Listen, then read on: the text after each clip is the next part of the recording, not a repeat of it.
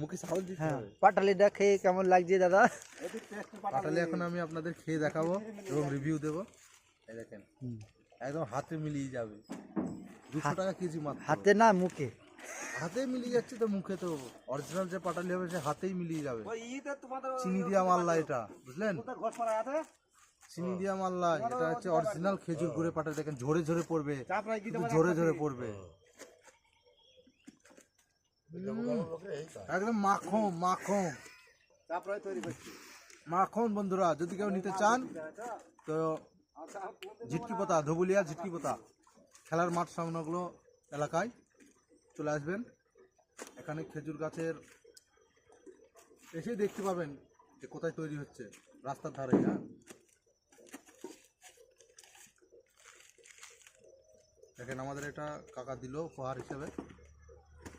দারুণ।